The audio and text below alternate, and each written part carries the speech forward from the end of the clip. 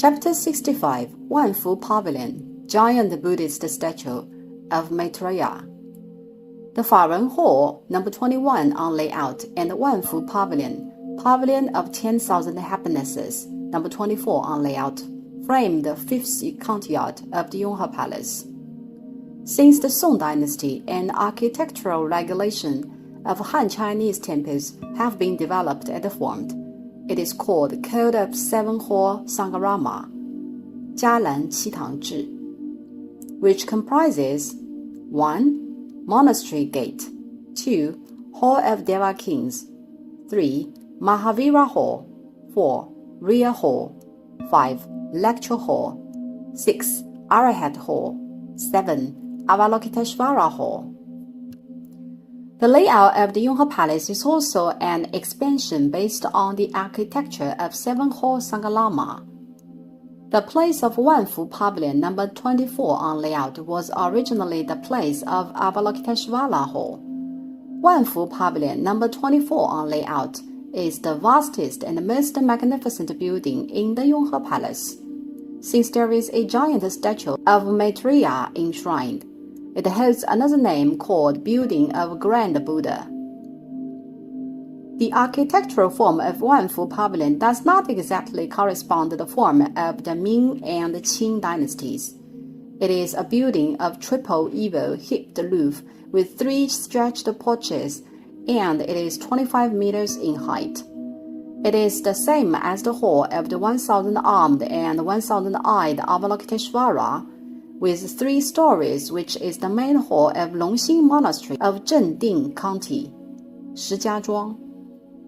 From the top story, the head of Buddha can be observed in reverence. The second story, the middle of the Buddha's body.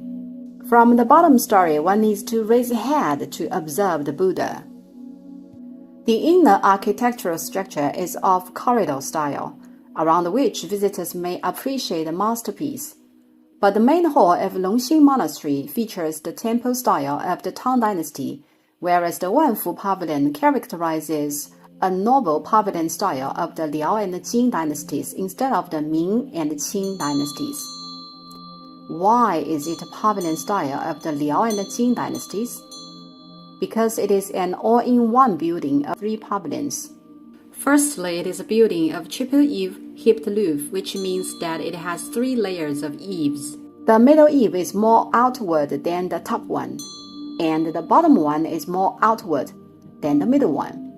This type of eaves emanates static charm, but with an elegant name, 3 raindrops, 三滴水, featuring dynamic scenes. 1 raindrop drops to the top layer of eave and then slides to the middle one and then the bottom, like an elegant dance. Pitter-pat, pitter-pat, pitter-pat. On the east and west side of the second story, there is 1 flying corridor, respectively, which connects the Yongkang Pavilion in the east and the Yansui Pavilion in the west.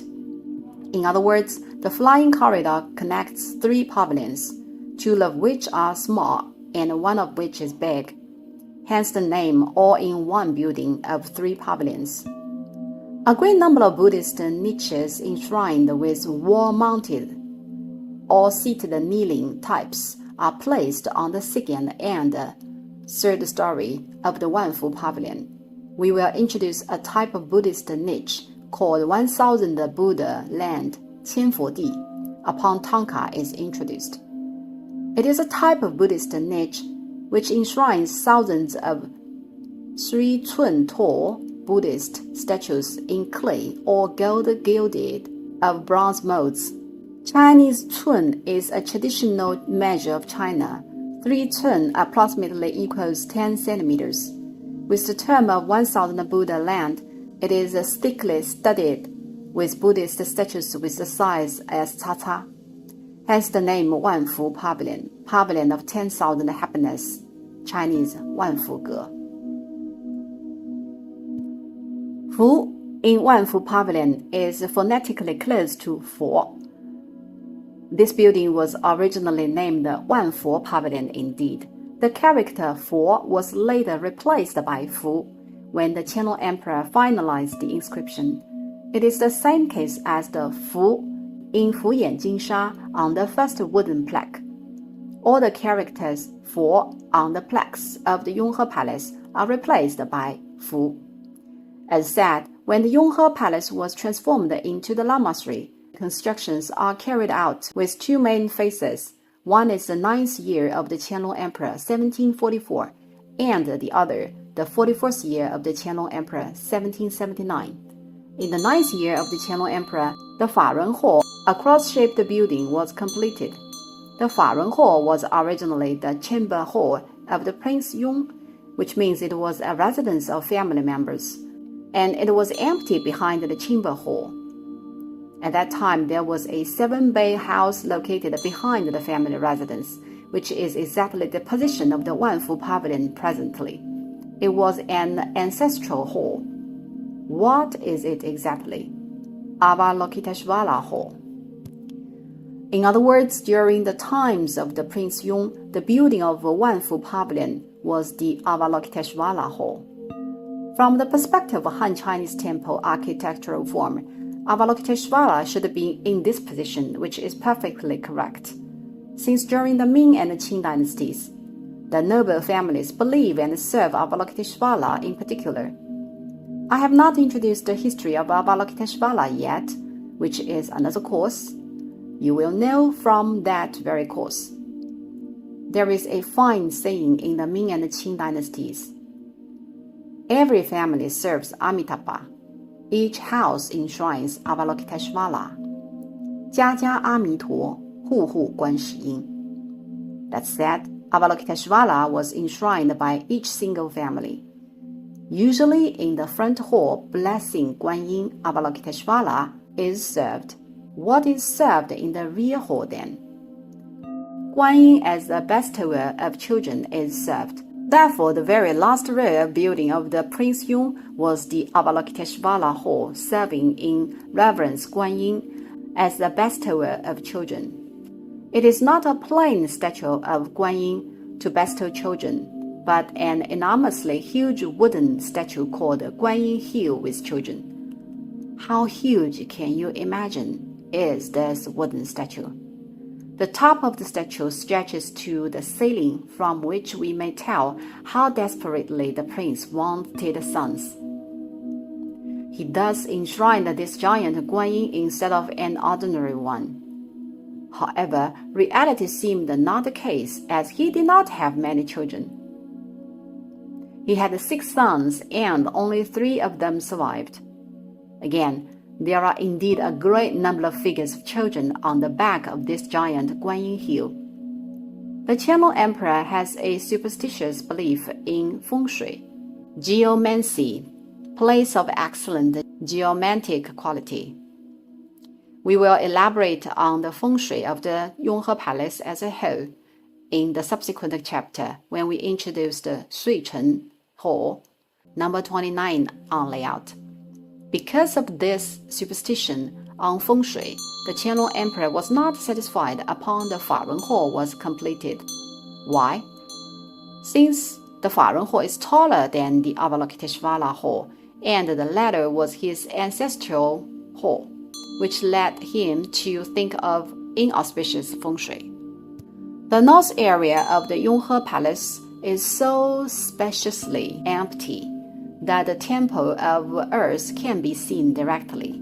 The case is quite similar to the phenomenon of placing a Tai Mount stone behind the office desk today, which symbolizes the backer, right?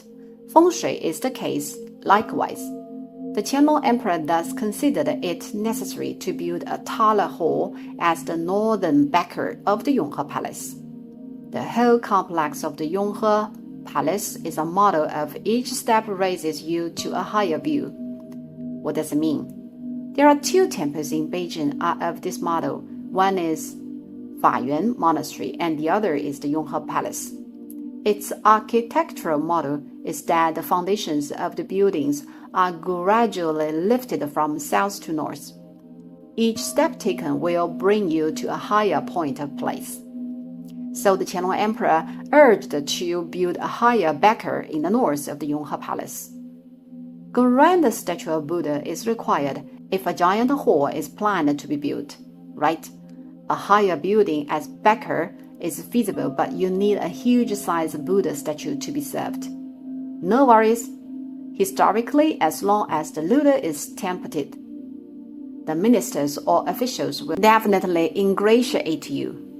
At that time, a giant white sandalwood was transported from India by the Nepalese king. The sandalwood was originally prepared for his own purpose. The 7th Dalai Lama heard about it and bought the giant white sandalwood and then delivered it to Beijing City from Tibet and Sichuan by the transportation of water and land. It took 3 years for the giant white sandalwood to be delivered to Beijing. Buddhist statuary, especially giant wooden statues, are usually not applied to make a statue of Shakyamuni Bhagavan, but Maitreya, which is quite common. Maitreya is also called 慈氏, literally the compassionate one, as said he is the only figure that is titled both Buddha and Bodhisattva. The standing posture statue of Maitreya is titled Bodhisattva, while the sitting posture Buddha. Hence, such giant wood is usually utilized to carve the statue of Maitreya. Well, this one is not the only case. Quite a few pavilions of Maitreya's 慈氏 pavilion serves and enshrines a single giant wooden statue of Maitreya. Upon the wood arrived in Beijing City, the palace workshops of the Hall of Mental Cultivation, Yanghe, sent all the 5 units related to woodwork to the Yonghe Palace. They are timber workshop, carpentry workshop, painting and coating workshop, molding and sculpture workshop, Luyi Hall, Treasury Hall, Luyi literally as you wish. However, the statues making method of Tibetan Buddhism differ from the one of Han Chinese Buddhism. Artistic development and creation are acceptable on statues of Han Chinese, right? It is true that we definitely are communicated with the art beauty of creation by taking a look at the wood-carved statue of Avalokiteshvara of the Song dynasty, or the marvelous wall paintings in Fahai Monastery. That's because it is allowed in Han Chinese Buddhism, but Tibetan Buddhism. Statuary of Tibetan Buddhism has standardized the sutra as the guidance. It cannot be arbitrarily changed or reformed. You have to make them exactly based on Pratimamana Lakshana, canon on the measurements of sacred images, 造像度量经. That's at that time sutra chanting unit of Hall of Rectitude, 中正殿念经处, which is the superior department of Yonghe Palace, sent lamas to instruct while the carpenters and the painters of the palace workshops of the Hall of Mental Cultivation, Yanghe, were sculpting and painting, right? You may not know that Yonghe Palace has a superior unit. It truly has one called the Sutra Chanting Unit of Hall of Rectitude, which belongs to the inner court. Eventually, this white sandalwood was sculpted into a giant standing posture Bodhisattva statue of 18 meters in height. Of course, this 18 meters is measured from the ground, as the whole wood is 26 meters long, which means that the wood of 8-meter length is fixed under the ground as the base. As mentioned, that standing posture statues are conventionally called Bodhisattva, like the one in the Longxing Monastery, which is 8.0 meters measured from the ground to the top. It is also titled Pavilion of Maitreya.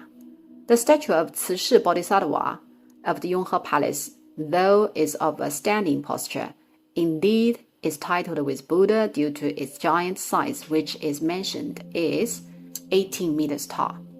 In Mongolian, this Buddha is called Maida, while in Sanskrit it is called Ajita. Aiduo in homonym.